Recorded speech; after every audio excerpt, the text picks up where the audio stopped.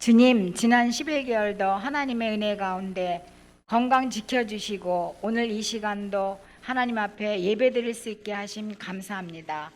날마다 주 앞에 기도하며 주와 함께 딱 붙어서 살기를 원하지만 흔들리기를 반복하며 오늘까지 온 것 같습니다.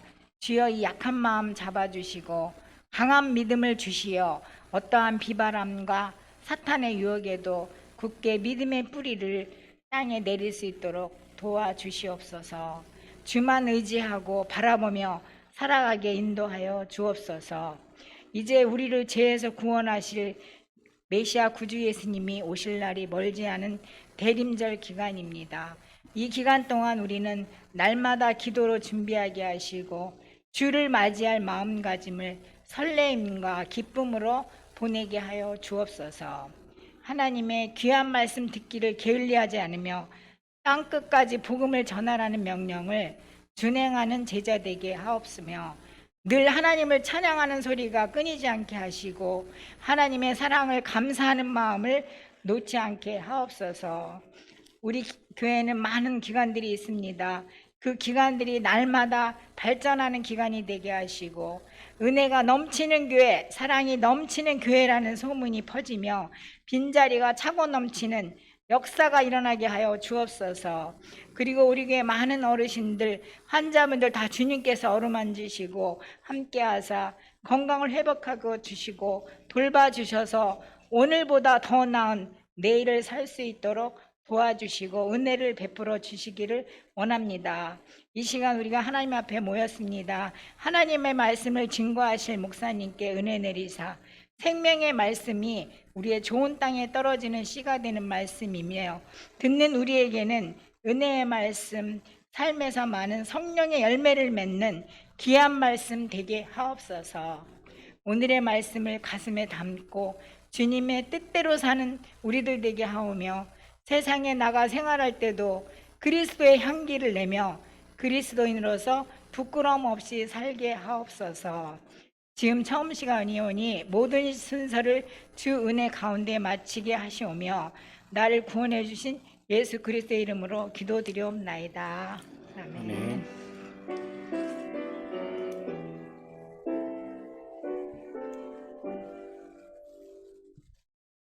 여호수아 5장 1절에서 11절 말씀을 교독하겠습니다. 요단 서쪽의 아모리 사람의 모든 왕들과 해변의 가나안 사람의 모든 왕들이 여호와께서 요단물을 이스라엘 자손들 앞에서 말리시고 우리를 건너게 하셨음을 듣고 마음이 녹았고 이스라엘 자손들 때문에 정신을 잃었더라. 그때 여호와께서 여호수아에게 이르시되 너는 부싯돌로 칼을 만들어 이스라엘 자손들에게 다시 할례를 행하라 하시매 여호수아가 부싯돌로 칼을 만들어 할례산에서 이스라엘 자손들에게 할례를 행하니라.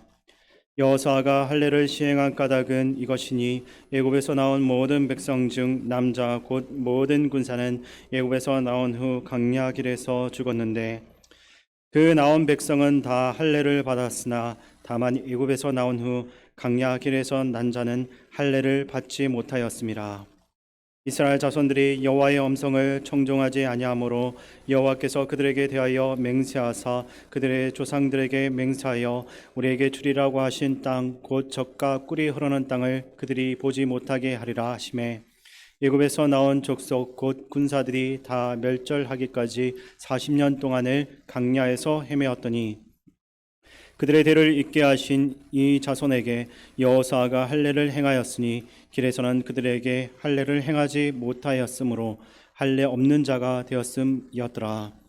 또 그 모든 백성에게 할례 행하기를 마침에 백성이 진중 각 처소에 머물며 낫기를 기다릴 때 여호와께서 여호수아에게 이르시되 내가 오늘 애굽의 수치를 너희에게서 떠나가게 하였다 하셨으므로 그곳 이름을 오늘까지 길갈이라 하느니라. 또 이스라엘 자손들이 길갈에 진쳤고 그달 14일 저녁에는 여리고 평지에서 유월절을 지켰으며 유월절 이튿날에 그 땅의 소산물을 먹되 그날에 무교병과 볶은 곡식을 먹었더라. 아멘. 우리 이 시간 서로를 보면서 인사 나누겠습니다. 반갑습니다. 잘 오셨습니다. 외표로 인사 나누겠습니다. 우리는 함께 웃고 함께 오는 성령 공동체입니다.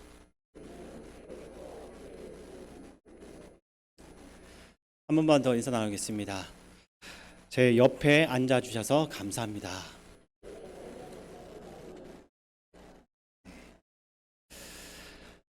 도로 위에는 운전자들이 절대로 무시해서는 안 되는 등이 하나 있습니다.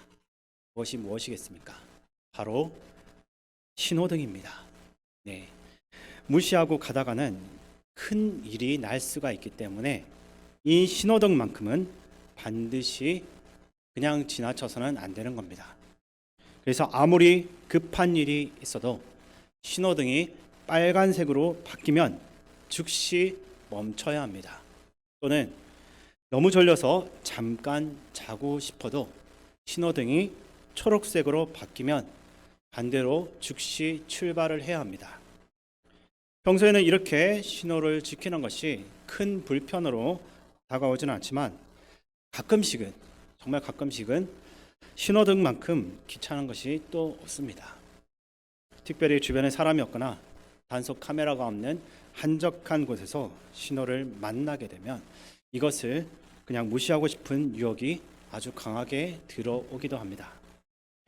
의정부 시내에서는 이렇게 단속 카메라가 좀 많이 모여 있어가지고 그런 유혹이 좀 덜하지만 외곽이나 양주 쪽만 나가도 신호를 무시하고 싶은 그런 유혹이 상당히 들어옵니다. 그런 곳에서는 차도 많지 않고 또 가속 카메라도 찾아보기가 어렵기 때문입니다. 그러다 보니 어떤 때는 노란색 불이 들어와서 경고를 주고 있는데도 조금만 더 빨리 가자라는 마음으로 그냥 넘어가는 경우가 있었습니다.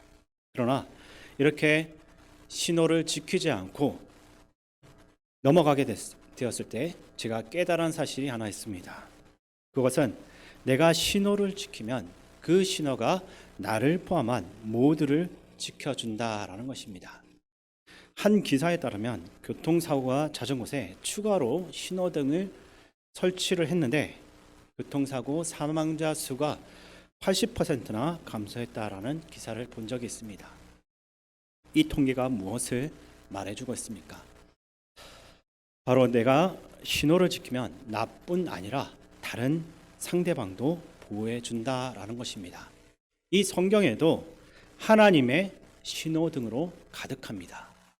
성경에는 반드시 하라고 하는 것과 하지 말라고 하는 것이 분명하게 나와 있습니다. 창세기부터 신명기까지 모세 오경에서만 언급된 계명만 대략 600개가 넘어갑니다. 그러다 보니 사람들에게는 이 성경책을 덮어버리고 내 마음대로 살고 싶을 때도 있습니다. 그러나 그때마다 우리는 신호등을 기억해야 됩니다. 내가 신호를 지키면 신호가 나와 주변 모두를 지켜주듯이 내가 말씀을 지키게 되면 말씀이 나를 지켜줄 뿐 아니라 모두를 영생에 이르게 할 줄로 믿으시기 바랍니다. 오늘 여호수아서 5장 말씀을 보면 하나님의 빨간 신호등이 등장합니다. 이스라엘 백성들은 애굽에서 노예 생활을 끝내고 출애굽을 했습니다. 그리고 힘들었던 40년의 그 강야 생활을 모두 마치고 드디어 약속된 가나안 땅에 들어오게 된 것입니다. 그 모든 과정이 순조롭게 진행이 되는데 요단강을 건넌 이후에 이스라엘 백성들은 가나안 땅에서의 첫 번째 전투를 앞두고 있었습니다. 바로 여리고성을 앞에 두고 있는 상황입니다. 가나안 땅에서의 이 첫 번째 전투가 두려울 법도 한데 지금 이스라엘 백성들의 사기는 그 어느 때보다 하늘을 찌를 정도로 높아져 있었습니다. 왜냐하면 여리고성을 정탐했던 정탐꾼들에게서 매우 희망적인 보고를 들었기 때문입니다. 오늘 본문 1절 말씀을 함께 읽겠습니다. 요단 서쪽의 아모리 사람의 모든 왕들과 해변의 가나안 사람의 모든 왕들이 여호와께서 요단물을 이스라엘 자손들 앞에서 말리시고 우리를 건너게 하셨음을 듣고 마음이 녹았고 이스라엘 자손들 때문에 정신을 잃었더라. 아멘. 가나안 사람들은 이미 하나님께서 행하신 일들을 듣고 나서 이스라엘 백성들을 두려워하고 있었던 그러한 때였습니다. 그들의 마음은 녹았고 아주 정신을 잃을 정도로 두려움에 사로잡혔다라고 성경은 기록하고 있습니다. 이 같은 구절을 공동 번역은 모두 넋을 잃었다. 또 새번역 성경은 아주 용기를 잃고 말았다라고 옮기고 있습니다. 싸움에서 중요한 요인 중 하나가 바로 기세나 사기인 것입니다. 우크라이나 군처럼 침략국의 그 군대에 비해서 상대적으로 병력이나 무기가 부족해도 싸움에서 계속해서 승리할 수는 있지만 사기가 바닥이 나고 왜 전쟁을 해야 되는지 그것조차도 모르게 된다면 그 싸움은 시작하기도 전에 패배한 것입니다. 근데 지금 가나안 사람들의 상황이 꼭 그와 같은 상황입니다. 이런 가나안 사람들의 위기는 고스란히 이스라엘에게는 절호의 최고의 기회가 된 것입니다. 여리고 사람들이 정신을 차리고 대비를 하기 전에 진격만 하면 아주 손쉽게 승리를 얻을 수 있는 중요한 때였습니다. 만약 여리고성 앞에 신호등이 있었다라고 한다면 두말할 것도 없이 그 신호는 초록색 불이 되어야만 했습니다. 그런데 그때 하나님께서는 여호수아에게 우리의 생각과는 전혀 다른 신호등인 빨간불을 보여주셨습니다. 본문 2절을 제가 읽어드리겠습니다. 그때 여호와께서 여호수아에게 이르시되 너는 부싯돌로 칼을 만들어 이스라엘 자손들에게 다시 할례를 행하라 하시매. 아멘. 그때는 어떤 때입니까? 가나안 사람들이 두려움에 떨고 마음이 녹아서 정신없을 그때에 하나님은 멈추고 다시 할례를 행하라라고 말씀합니다. 마치 아무도 없는 뻥 뚫린 그 도로에서 가속 페달을 밟고 달려가야만 하는데 하나님은 빨간 신호를 보여주시면서 지금 너희는 여기서 멈춰야 된다라고 말씀하시는 것입니다. 저는 오늘 5장 말씀을 통해서 여호수아에게 말씀하신 하나님의 신호 두 가지를 함께 살펴보려고 합니다. 저와 여러분 모두 이 말씀의 신호 앞에 멈춰서서 하나님께서 주시는 승리와 은혜를 경험할 수 있게 되기를 바랍니다. 먼저 하나님의 첫 번째 신호는 앞서 이야기했던 할례를 행하라입니다. 이 할례는 하나님께서 아브라함의 자손들로 하여금 영원히 하나님의 백성이 되게 하시겠다라는 언약의 표시이자 상징입니다. 하나님과 아브라함과의 언약이 체결된 이후로 이스라엘 백성은 태어난 지 8일이 되게 되면 할례를 반드시 행해야만 했습니다. 이 할례는 남성의 생식기 그 포피를 잘라내는 것입니다. 근데 이 할례가 강야 생활을 하는 동안에는 한 번도 이루어지지 않았는데 본문 5절을 함께 읽겠습니다. 그 나온 백성은 다 할례를 받았으나 다만 애굽에서 나온 후 강약길에서 난 자는 할례를 받지 못하였습니다. 아멘. 그러니까 지금 가나안 땅을 밟고 있는 출애굽 두 번째 세대들에게는 이 할례라는 것은 굉장히 낯선 의식이었습니다. 출애굽 두 번째 세대는 부모 세대로부터 이야기는 들었지만 강야 생활 중에 한 번도 할례를 그 몸으로 직접 경험해 보지는 못했습니다. 그렇게 40년 가까이 시행되지 않았던 할례를 하나님께서 지금 행하라고 말씀하십니다. 근데 이 시기가 정말 너무나도 애매합니다. 이제 모든 힘과 에너지를 최대한 끌어모아 가지고 여리고성 전투에 임해야 되는 그러한 상황이었기 때문입니다. 이 할례를 행하게 되면 일주일 이상은 걸어 다니기도 힘들 정도로 정상적인 생활이 불가능하게 됩니다. 창세기 34장에 보면 디나의 그 욕보임으로 인한 시몬과 레위의 잔혹한 복수극이 등장합니다. 이 시몬과 레위가 세겜성의 모든 남자들을 단번에 제압하게 된 이유도 바로 이 할례 때문이었습니다. 두 사람은 세겜성의 모든 남자들이 할례를 행한 후에 심한 통증을 겪고 있었기 때문에 쉽게 그 성 안에 있던 남성들을 제압하고 죽일 수 있었던 것입니다. 이것을 통해 볼 때 이 할례가 이스라엘 백성들의 전투력을 얼마나 떨어뜨리는지를 알 수 있습니다. 근데도 하나님은 이 할례를 여리고성 전투 직전에 행하라고 말씀하시는 것입니다. 전투 앞에서 최고의 상태를 유지하고 더 힘을 내야 하는 그 시간에 하나님께서는 포피를 잘라내라라고 말씀하시는 것입니다. 이것은 무엇을 뜻하는 것입니까? 앞으로 가나안 땅에서 벌어질 모든 전투는 너의 육체의 힘과 사람의 지혜로서 하는 싸움이 아니라 전적으로 하나님께서 주도하시고 이기게 하시는 싸움이다라는 것을 분명하게 알려주시기 위함입니다. 그러니까 하나님은 이스라엘 백성들에게 지금 너의 신체 중 일부를 잘라내어 너의 힘을 빼라고 하시는 것입니다. 우리가 하나님 나라에 갈 때까지 이 땅에서 싸워야 할 수많은 영적 싸움의 승리의 비결은 바로 여기에 담겨 있습니다. 나의 힘과 내 지혜와 내 능력을 의지하면 싸움은 반드시 패배할 수밖에 없습니다. 그러나 오늘 이스라엘 백성들이 적들 앞에서 할례를 행한 것처럼 우리가 날마다 어떤 순간에도 하나님 백성됨을 기억하고 하나님의 언약 안에 들어오게 될 때 그 싸움은 하나님께서 반드시 승리하게 하실 줄로 믿으시기 바랍니다.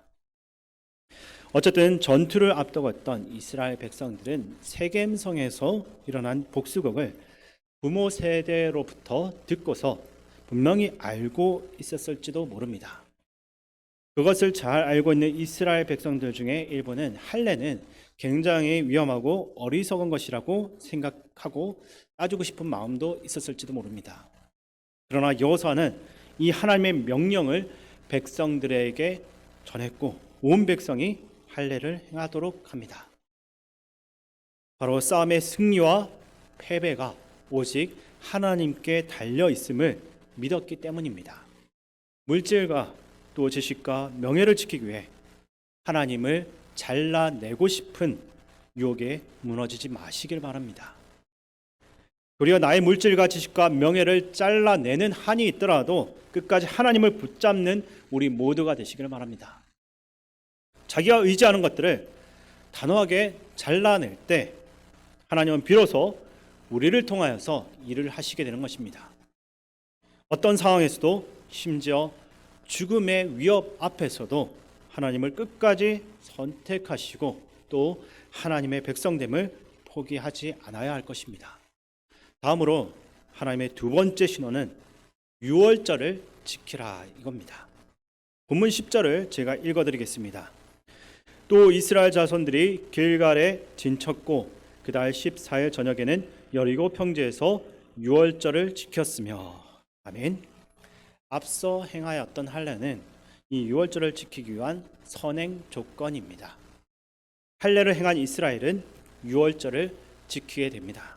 이 유월절은 이스라엘 백성들이 출애굽할 당시에 하나님께서 애굽 땅에 내리신 마지막 10번째 재앙과 아주 깊은 관련이 있습니다.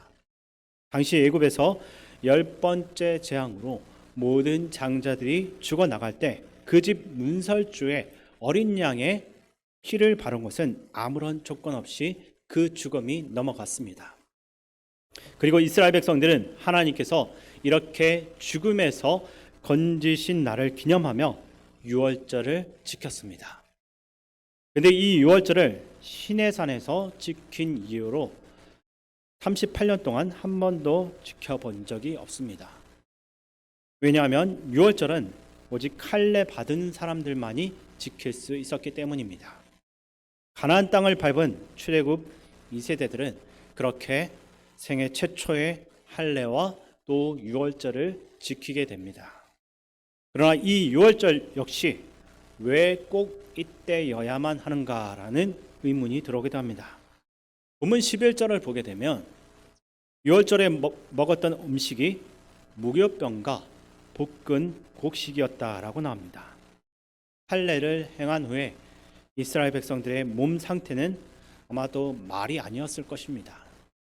그러면 영양가도 높고 좀 더 기름진 그런 고기를 먹어서 힘을 보충하고 빨리 회복을 해야 하는데 무교병과 볶은 곡식을 먹으며 유월절을 지키고 있는 것입니다.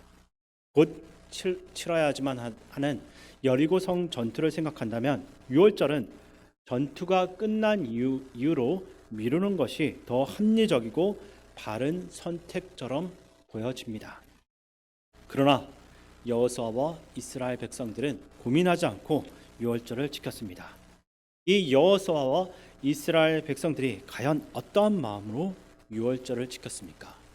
출애굽 당시 어린 양이 그 피를 바른 어린 양의 피를 그 문설주에 바른 그날 이스라엘 백성들은 아마 반이 아마도 좀 약간의 의심이 그들의 가운데 있었을지도 모릅니다. 정말 이렇게 피를 바른다라고 해서도 나의 죽음이 넘어가는가? 그러나 애굽의 온 땅이 장자를 잃은 그 슬픔으로 가득할 때 하나님께서는 정말로 어린 양의 피를 그 발랐던 집만 살려주셨습니다. 그래서 여리고성 전투 앞에서도 이스라엘은 다시 유월절을 지키며 자신의 몸과 마음에 어린 양의 피를 바르고 있는 것입니다. 그때 도우셨던 하나님께서 오늘도 역시 우리를 도우신다라는 믿음으로 유월절을 지키고 있는 것입니다. 저와 여러분의 삶에서도 이러한 유월절의 고백이 있어야 할 줄 믿습니다. 어린 양의 피, 즉 예수 그리스도를 우리가 매 순간 의지하는 것입니다. 정말 매 순간 예수 그리스도를 의지하고 또 주님의 피를 의지하고 있다라고 생각하십니까? 아니면 세상의 다른 것들을 쫓아 그러한 것들만을 예수님 대신에 의지하고 있습니까?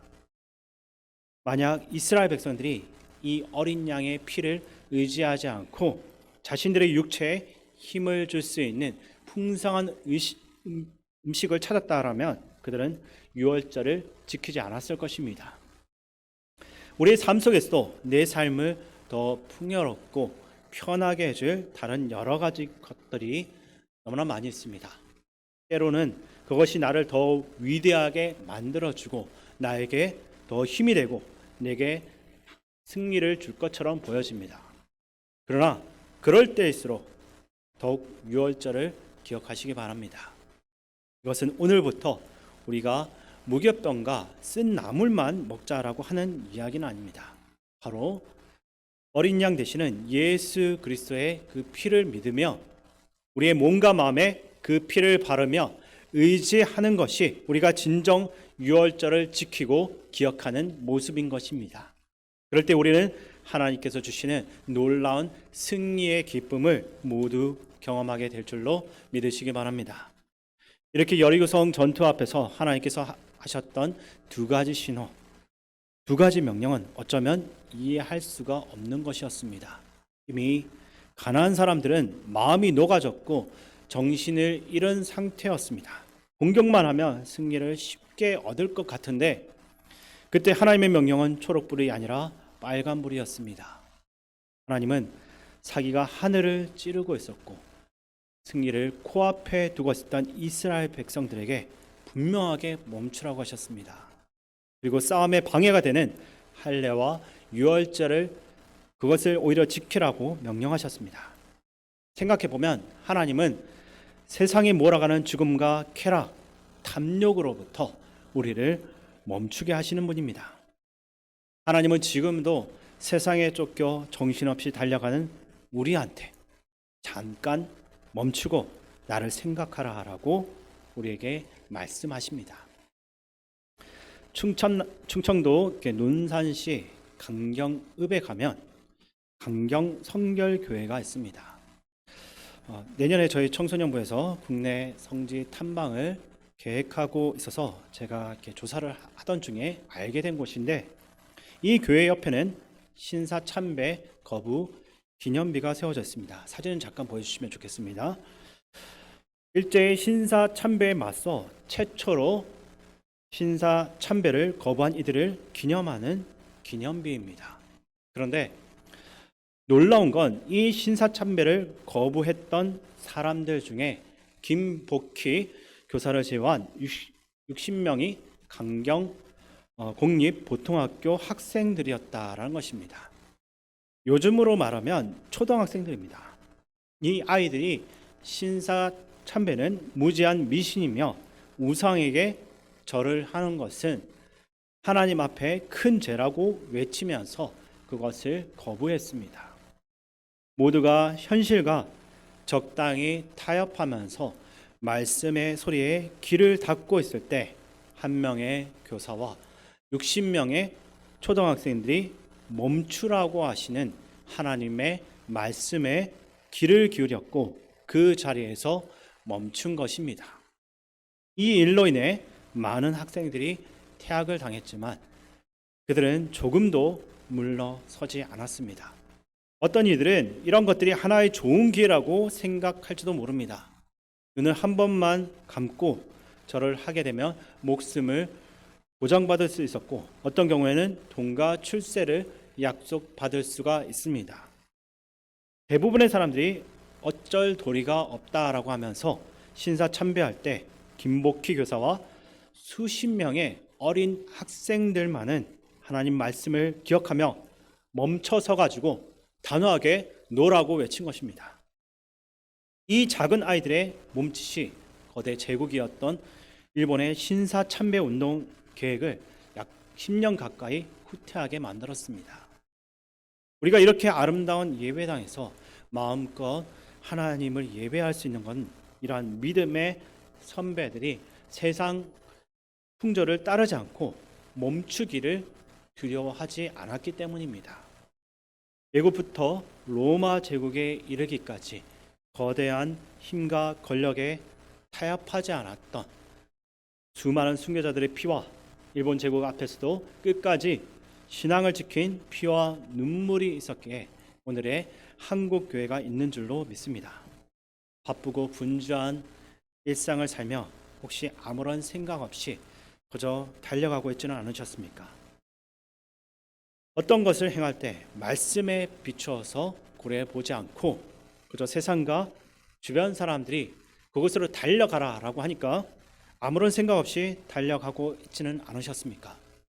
오늘 말씀을 통해서 주님이 아니라고 하시면 우리를 멈추게 하시는 하나님의 그 음성을 우리가 바로 듣게 되기를 바랍니다. 우리를 멈춰서 육신의 것은 잘라내고 하나님의 언약 안에 들어가야만 하는 것입니다. 또한 멈춰서 유월절을 기억해야 합니다. 우리를 구원케 하는 건 오직 어린 양 예수 그리스도의 피밖에 없음을 결코 잊지 마시기 바랍니다. 그렇게 매 순간 말씀의 신호 앞에 우리가 멈춰설 때 결국에 그 말씀이 우리를 지켜줄 뿐만 아니라 우리를 영원한 승리와 생명으로 인도하게 될 것입니다. 이러한 믿음으로써 한 주간도 믿음으로 승리할 수 있는 복된 저와 여러분 모두가 되시기를 주님의 이름으로 간절히 축원드립니다. 존귀하신 하나님 아버지, 우리는 다른 사람보다 조금만 뒤처져도 불안해하고 걱정해야 하는 연약한 인생입니다. 세상이 가라고 하는 곳을 쫓아가려고 애를 쓰지만 말씀이 가라고 하는 곳에는 여러 핑계를 대며 외면할 때가 많았습니다. 주님, 우리를 불쌍히 여겨 주옵소서. 우리의 삶의 기준이 하나님 말씀이 되기를 소망합니다. 내 생각에는 가야 하는 길이지만 말씀이 멈추라고 하면 멈추게 하시고, 내 생각에는 못 갈 것 같은 험난한 길이지만 말씀이 가라고 하면 갈 수 있는 믿음을 우리에게 허락하여 주옵소서. 오늘 말씀을 통해 우리가 이 땅에 발딛고 살아가지만 우리의 시민권은 하늘에 있다라고 하는 그 할례의 정신을 잊지 않게 하옵소서. 우리의 구원은 오직 예수 그리스도의 피에 있다라고 하는 유월절의 은혜를 붙들게 하여 주시옵소서. 늘 우리에게 승리를 주시는 우리 주 예수 그리스도의 이름으로 간절히 기도하옵나이다. 아멘. 할렐루야. 오늘도 아침부터 이 시간까지 하나님께서 우리를 지켜주시고 인도해서 감사합니다. 또 오늘 주신 말씀 우리의 마음에 새기고 세상에 나아가서 특별히 가정에서 또 직장에서 우리 삶의 자리에서 내 생각대로가 아니라 말씀 붙들고 살아가는 우리 모두가 될 수 있기를 바랍니다. 날씨가 많이 추워졌는데요. 건강 유의하시고 날씨는 차지만 우리의 마음은 주의 말씀과 은혜로 더 따뜻하게 해서 우리 주변 사람들에게 따뜻한 사랑을 증거하시고 나누시고 또 날씨가 많이 추운 가운데서도 기도에 힘쓴 우리 모두가 될 수 있기 바랍니다. 기도하겠습니다. 아버지 하나님 감사합니다.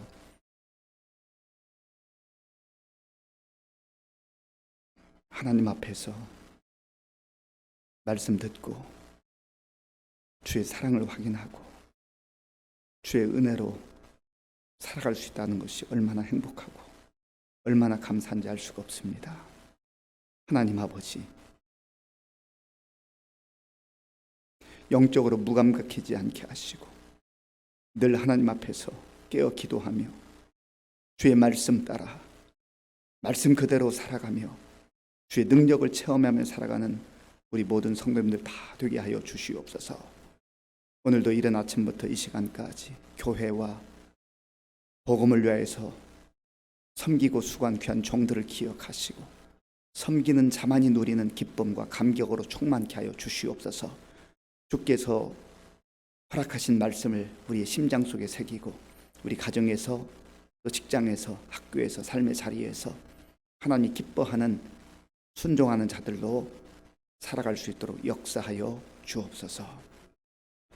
지금은 우리 주 예수 그리스도의 은혜와 우리 아버지 하나님의 크신 사랑과 성령님의 교통하심과 역사하심과 인도하심이 말씀을 신호등 삼아 말씀대로 순종하며 하나님의 능력을 경험하며 살기로 결단하는 모든 성도들 머리 위에와 교회 가운데 이제로부터 영원토록 함께 하옵시기를 간절히 축원하옵나이다. 아멘.